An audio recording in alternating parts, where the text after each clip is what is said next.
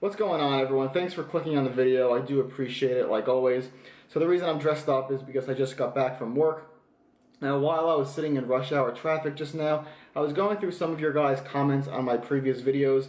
And in my video where I talked about my law school grades, somebody asked me to address and give advice on taking exams.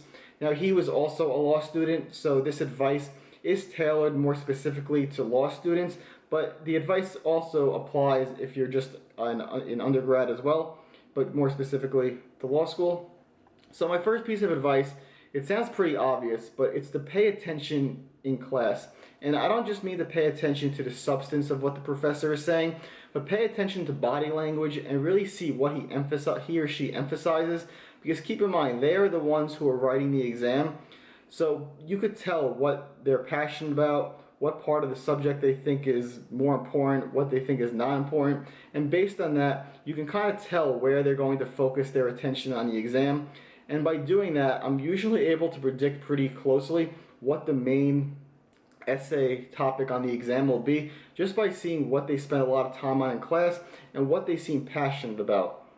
The second thing that I find very helpful, this applies a little bit more to law school in general, but it could apply in undergrad as well, is try to find an outline of the class that you're taking from someone else that took it beforehand. Because I do find that if you have a general outline of where the class is going, it enables you to pay attention more in class rather than be focused on writing everything down that the teacher is saying. I see so many students in class, they seem so occupied with just writing down every single thing that the professor is saying. And what they're doing when they're writing things down, they kind of assume that they don't need to understand it right now because they're going to have it on paper and they can go back to it later on and hopefully it'll make sense at a later time. However, I found that if you write stuff down without really giving it meaning while you're writing it down, it's not going to make sense later on, and you're better off paying attention rather than trying to write everything down, at least for me.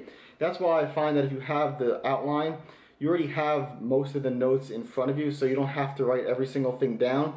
You could pay attention, and then you could supplement the outline that you already have with more notes that you're taking in as you're sitting in class. But it enables you to actually pay attention by having the outline rather than having to focus on every single thing that the professor is saying and write every single thing down, because you already have 80 to 90% of it depending on how good the outline is, and then you can just fill in the blanks of what you will think is also important. The final piece of advice I have, this is more specific to law school, and it's to take practice exams. I can't stress enough how important this is. It's one thing to memorize the law, it's another thing to apply it to certain facts. And you might think that just because you know the law so well, you'll be able to apply it to any fact pattern that comes across your face. But it's really not as simple as it seems. And the more you'll get to practice this, first of all, the less nervous you'll be on the exam day, and the more prepared you will be to apply the facts. So personally, I've taken, for certain classes, up to 7-8 practice exams. Some professors don't give practice exams, but the good thing about law school is that the exams are very similar throughout all law schools across the country. So if you can't find one specific to your exam, go on Google, find an exam from a different law school and take a practice exam that way. Because like I said, the more you practice, the better off you'll be, the less nervous you'll be, and the better you will do. So to sum up, my advice is pay attention in class. Try to find an outline so that you're not preoccupied with trying to write down every single thing your professor is saying. That enables you to actually pay more attention in class rather than just write stuff down hoping you'll make sense of it later, and take practice exams. So that's my advice.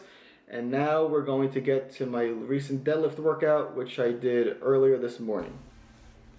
What's going on, everyone? Welcome to the commentary portion of the video and the deadlift workout. So this is my threes week on 531. I'm going to be working up to an AMRAP set of 455 pounds. And on my accessories this week, I'm going for 12 to 15 reps. So you'll be seeing me go into some hack squats, lighter weight for 15 reps. If you saw the thumbnail to the video, I didn't mean to alarm you. I don't mean that I'm not going to stop lifting heavy, well, at least in the near future. But something got me thinking recently, and that was I spoke to a friend of mine at the gym who I haven't spoken to and haven't seen in a couple of years, and he recently had a major back surgery due to a herniation in his lower back from basically years and years of deadlifting heavy and squatting heavy. And that kind of got me thinking about, am I going to have some kind of major injury? And then just when I was thinking about it, I ran into someone else who I haven't seen in the gym for a while, and turns out I haven't seen him in a while because he also had back surgery from years and years of lifting heavy. So the reason it got me thinking is because even though I lift with pretty good form, I do a lot of mobility work and I warm up and I'm as careful as I could possibly be, it can't be good for you and it can't be healthy to be lifting up 500 pounds off the ground for multiple reps.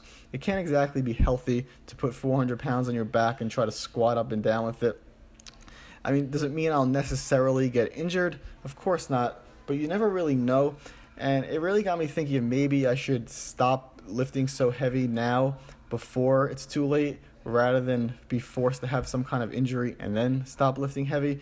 Because besides those two people at the gym, I see Travis S. I mentioned him in another video on YouTube. He recently had a major back injury and he can't lift heavy anymore. And it just seems that people seem to stop lifting heavy when they're forced to, rather than being proactive about it and quitting the lifting heavy before something happens. So I'll probably be just like everyone else. I probably will keep lifting heavy until I'm forced to. But it really did get me thinking if maybe I should alter the way I lift. Maybe I shouldn't do such heavy lifts. Maybe I should do higher reps. But then again, I do enjoy what I do. That's kind of why I keep doing it. But as I was thinking about this, I really tried to get into my own head and decide why I do what I do. Do I lift heavy because I wanted to impact my physique? Because if that's the case, I could probably get away with not lifting so heavy and still get the same progress. Or do I lift heavy simply because I enjoy it? And what I came to realize is I think I lift heavy because I enjoy it, and that's why I'm going to continue doing it, at least for the near future. But it did start to get in my head, and I really am considering maybe when should I stop lifting heavy, if ever. Should I wait until I have a significant injury and I'm forced to do it, or should I maybe do it beforehand, before I have to have a surgery, before I have to take off time from the gym? Doesn't mean that that time will ever actually come. Some people just get unlucky, but you don't really know. And I mean, for all I know, I could be a week away from being injured and missing and never being the same again. Or maybe I could lift another 15 years and that'll never really happen. You don't know. That's why it's always better to be smart, I think, than be risky. But at the same time, if you really enjoy something, I think you should continue doing it as long as you take all the proper precautions. So that's just something that bounced into my head this week as I came across people who I haven't seen in a while who had major injuries. It really just got me to open my eyes, realize that I'm not invincible. Going to the gym is supposed to be good for you, but it could actually be dangerous sometimes if you're not careful enough. But anyway, the workout footage is wrapping up here. If you guys liked the video, please do me a favor and hit that thumbs up. It really does help me out a lot more than you realize. If you haven't subscribed yet, I don't know what you're waiting for. Hit that subscribe button. If you found my advice helpful for school, I'd be curious to know about that. If you guys ever want to know anything, leave a comment below. I basically made that beginning clip because someone asked me to, so if you ever want me to do something, I will do it. Again, please hit the thumbs up. Thanks for watching, and I'll see you guys in the next video.